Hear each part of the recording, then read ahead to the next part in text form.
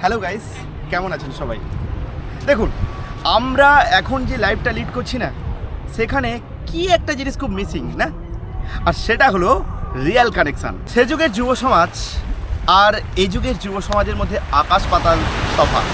আগে একটা সম্পর্ক মানে ছিল ইমোশন, রেসপেক্ট, সিরিয়াসনেস, চিঠি লেখা, লুকিয়ে দেখা করা, একটা রোমান্টিক গান শুনে সারা দিন কাটিয়ে দেয়া। তাদের লাইফে বয়ফ্রেন্ড গার্লফ্রেন্ড শব্দগুলো ছিল একটা শপথের মতো।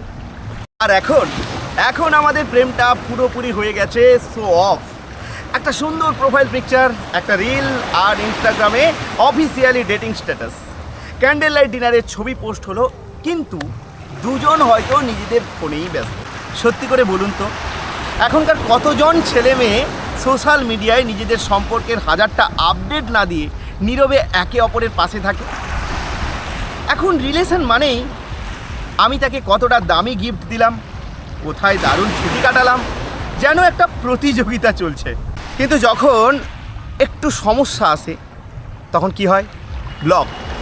সম্পর্ক ভাঙে, কিন্তু কারণটা হয়তো সেই সামান্য ভুল বোঝাবুঝি, যেটা একটা সময় হাতে হাত রেখে মেটানো যেত। আসলে আগের দিনের প্রেম ছিল অনুভূতি, আর এখনকার প্রেমটা অনেকটা কন্টেন্ট। তাহলে কি আমরা ভুল করছি? হ্যাঁ, মডার্ন হওয়া ভালো, কিন্তু সেই ভালো লাগা, সেই গভীর বিশ্বাসটা কেন হারাচ্ছি? একটা রিয়েলাইজেশন দরকার। প্রেমটা হোক মনের, ক্যামেরায় নয়। কমেন্টে অবশ্যই জানান, আপনাদের মতামত অবশ্যই জরুরি। আপনারা অবশ্যই কমেন্ট করবেন। Tata, bye bye. ভিডিওটা কেমন লাগলো অবশ্যই কমেন্ট, এবং আরেকটা কথা বলি, সাবস্ক্রাইব, লাইক, শেয়ার, আর কি করবেন বলুন তো, পেজটাকে ফলো করে রাখবেন। Tata, bye bye.